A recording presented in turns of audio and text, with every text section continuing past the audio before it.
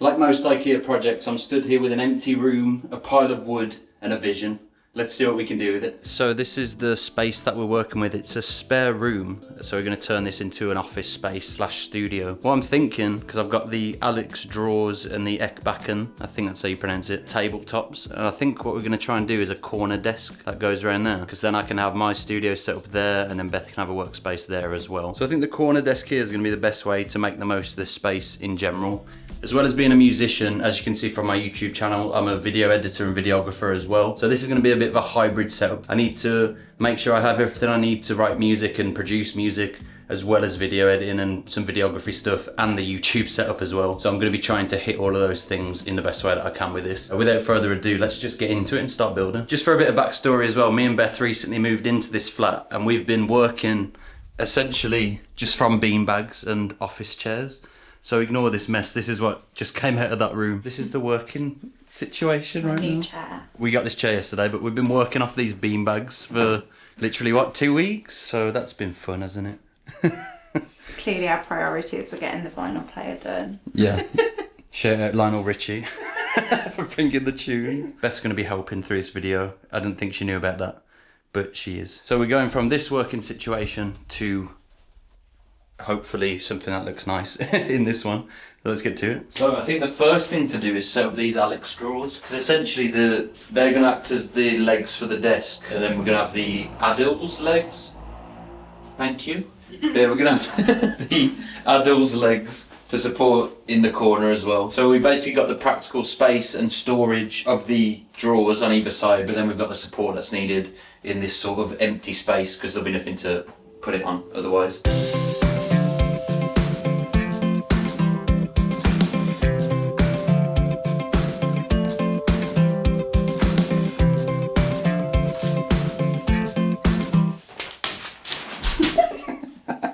Have we got a hammer? No. And we need a screwdriver. There is definitely tools that I should have for this that we don't have at all. How hard can it be?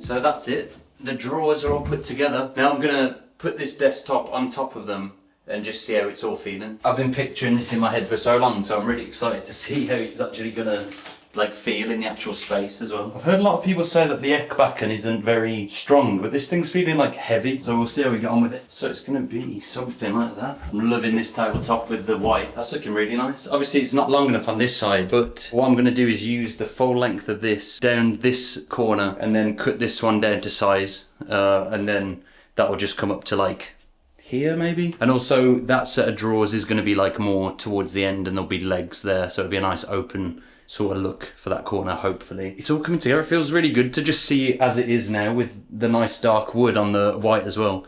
I'm loving it so far. The next thing to do really is to get this cut down, which I'm a little bit nervous about because I've never really done anything like this before, but let's do that. So I think we're going to keep this one as the full length, and then we'll cut down the one that's on there, just because that makes sense in my head. I just need to figure out how there's a proper way to do this.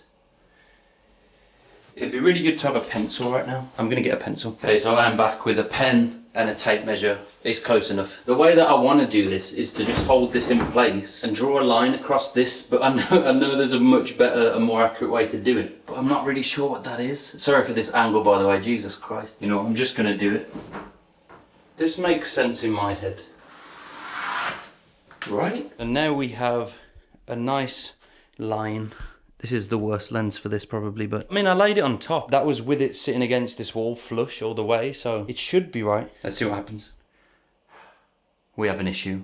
I've looked everywhere for the jigsaw and we've left it at the old place, so we're doing it the old-fashioned way. This is probably going to go so wrong because it's such a long cut, but I'm going to just see what happens. I might do a little test run on this part that's not going to be used, just to see how it cuts through, because I know this is not solid wood, it's some combination of different stuff, so let's see what happens. In classic musician fashion, we have a keyboard stand instead of you know, the proper stuff to hold this up. I think he'll do a similar job, but I guess we'll find out. This is how not to build a desk. If anyone's wondering or trying to follow along, just don't really. That would be the best advice I can give you. I think that should pretty much do it. So I'm just making a rough line on this. Oh. That's a great start. Also, probably wouldn't recommend using brand new drawers as something to saw wood on top of. Okay, try again. It's going to take a while, but it works, I think. Actually seems to be going through quite well and fairly along the line as well, which is incredible. I'm not talking to you. I'm talking to them. No, it is good though. Like, I think this is going to work. I'm just going to talk to them for a minute. To save you all the hassle of watching me saw this. That's a bit easier, isn't it? I guess it's time to dry fit all this and see what happens. So if all has gone to plan, this will perfectly fit into this gap. Oh, that's a good start. Okay. Oh my god, that's so satisfying. Oh my god, that's actually going to work. So it's actually fit perfectly, even with my dodgy measurements and all that. So this is what the join is looking like. It will be a bit more flush like that, which I'm really happy with. This is the cut side here. And it's a little bit rough down the edge. I could probably sand that to make it look a bit smoother. But in general, that's going to be against the wall. That's it for today because it's like 9 PM right now. So I'm going to get some food and carry on tomorrow, which is now. Love these stupid transitions in this video. Another thing that I've decided on, which I didn't actually think of, was leaving a gap, just a tiny little gap just for cables all the way down the back. Just so the cable management will be a lot easier. Because I was thinking, other than that, I'd have to drill a hole in the table somewhere and then feed them all through. And that just doesn't leave as much versatility moving forward with it. So I just thought I'd leave the gap just to make it easier. So yeah, the next thing to do is to mark these legs and get them screwed in properly in the corner. So I'm hoping this can just be hand screwed into this as well, because again, zero tools, but that's what IKEA is for, right? So I'm just gonna go ahead and put the rest of these on. I don't wanna bore you with even more IKEA build stuff. So I'll catch up with you when both of these have all the legs installed and we're ready to actually start putting the fun stuff on the desk and then doing the actual setup build. Straighten this up, and that's pretty much going to be the base. This is the rubber material that I thought would make it a little bit more slip resistant or whatever you want to call it. That's actually a lot better. So that's pretty much it. The corner desk is in place. Now it's time for the fun part where we actually start putting all the equipment on the desk and figuring out video equipment mounts that I'm going to try out and basically all the fun stuff. So thanks for watching for this long. You okay? Yeah, I'm just watching. You're like, who's watching this boring ass shit? Now it's time to start setting up the desk. We'll start with this. I thought what better way to get started than a nice desk mat to get everything sort of centered around. Jesus, it wants to be back in the packaging. Looking like a guy that had just been like sacked from his job in a rom-com or something. Let's get it set up. It's a pretty clean setup that I'm going for. It's not anything too over the top. It needs to be good for video editing, music production, and basically whatever other creative stuff that I'll get into. And that was one of the big reasons for wanting this nice long desk. I want the space to be able to like move around and mold to whatever I want to be doing at the time. So that was the idea, with just having it clean and as much space as we could possibly get out of this smallish room. So this is what it's sort of looking like so far, nice and clean. I've just been throwing the cables down the back, and that is something that we need to do something about, because that's just going to get worse and worse. But I've got these cable management trays that we're going to put under here. So I've got 2 of these. Okay, at the back there, so all of that will be sat in that tray instead of just on the floor there. I literally just wanted you to walk in and it just be nice and clean underneath there as well. Not having this kind of mess go all the way around is going to be amazing.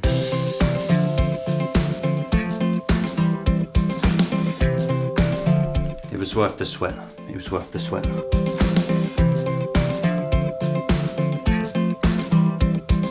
Da, da, da, da. As if by magic, there's no cables on the floor. So just like that, all of the cable management is done. Looking pretty damn clean. And from up here as well, which I was most going for. I didn't want to see any cables on the floor there. If we flick this button, did that come on? Oh, there we go. Caught me off guard. Turn this light off and see what it's feeling like. Ooh. So I've turned the light down just so it's more ambiently lit, sort of more similar to how it's going to be in everyday usage. And look how clean this is looking, like we've got no cables running underneath. We've got a couple behind the speakers, but this is still, as it is, a million times cleaner than any setup I've ever had, so I'm absolutely pumped with that. I'm loving how this mat's looking as well. if we put this down, we can see I have sort of hard drive space under there, but the only cables ever run across the desk are sort of nicely hidden down there. I'm absolutely pumped on this so far. But next I'm going to get onto this overhead camera rig that I've had an idea for, so let's jump into that. So it's a couple of days after now, just celebrated New Year and everything, so it's the 2nd of Jan now. But just look at how the sun's coming through. We've not actually had a sunny day in here yet, so we can just see how this light's coming in and it's feeling amazing. Also, I couldn't resist pulling out the guitar and working on some music because this place was feeling so good. But yeah, today we're going to be sorting this overhead rig and seeing what we can do with it. Right then, room cleared, cup of tea made. Let's do this. So essentially this thing is the hack that I'm sort of trying. The Manfrotto version costs around £200 or £300 from what I've seen online. I got 2 of these for £30, so this costs £15 each, which that alone is pretty crazy. On top of that, the weight load on this was 40 kilograms, and I think the Manfrotto one is 30 kilograms or around the same. But based on those 2 things alone, I think this is worth a try. So what it is basically is similar to a Manfrotto auto pole or vari pole. This top part extends out. It's kind of hard to do with one hand, one sec. So this extends out. This extends, so in theory it creates a really sturdy place to mount things from, whether you want to go up or down or wall to wall. So what I'm thinking with this is essentially we extend it wall to wall that way, and then I'll have a nice place to rig cameras and lights, hopefully. I mean, I'm not sure how much I trust it yet. We're gonna have to see how sturdy it is. This didn't work as expected. I think the weight load was a bit too heavy and it was making this joint sort of spin. And I was thinking I could super glue it, but I didn't want to risk this ever falling because obviously there's a lot of expensive equipment. So I've just realized why we shouldn't use these poles. It rolled all the way forward, fell off and knocked the plant over. The plant's dead, but luckily all the equipment's okay.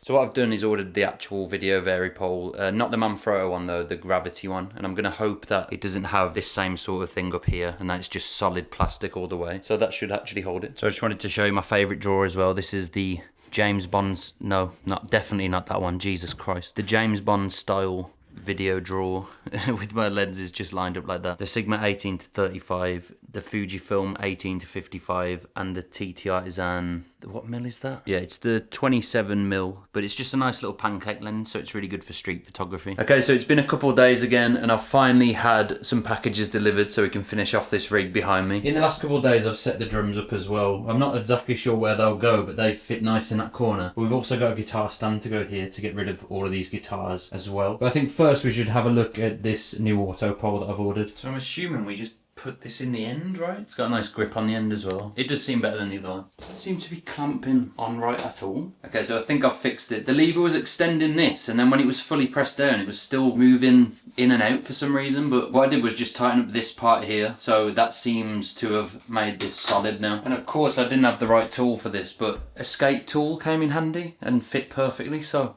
that's good to know. Get that in place and... yes, that feels a lot more sturdy. Oh my god, that's incredible. Yes. So I'm thinking of having it mounted here in the corner to make use of this space with a smaller softbox on it to light me when I'm sat here. I'm hoping that this is going to work. That seems pretty solid. Let's get a softbox on it. So what I've got here is this Godox Grid softbox, which is a lot smaller than the sort of, I think it's like the octagon one that I usually use. Because I'm thinking this is a small space. I really want the light source to not be bouncing around everywhere. I just want it to be directed on me so I can hopefully do what I want with the background and put lights back there as well. So I thought this size light with the grid on as well would really control that light. So let's test it out. Oh my days, Jesus Christ. I did not expect it to spring out like that. There we go. Oh my god, the size seems really good for this corner as well.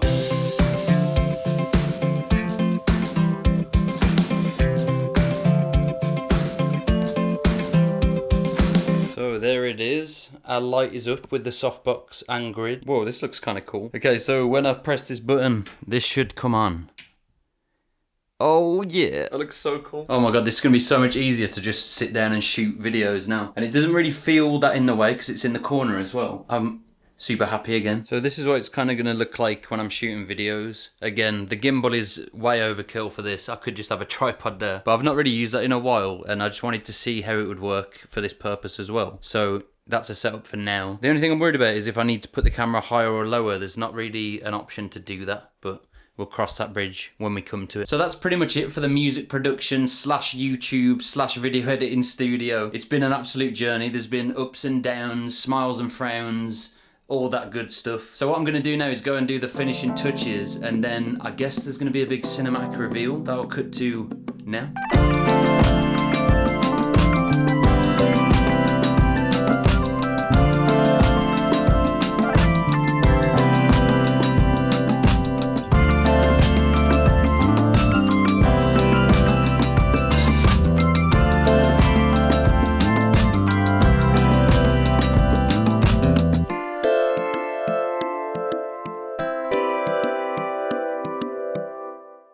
So that's it for the new studio setup. Let me know what you think in the comments, and if there's anything else you think I can do to make the space even better. This is pretty much the setup that you'll be seeing on this channel from now on. I do want to adjust the lighting a little bit, but just turning it on, I'm pretty happy with how it's looking so far. I'm feeling super ready and set up for 2025 on this channel now, so subscribe and I'll see you on the next one.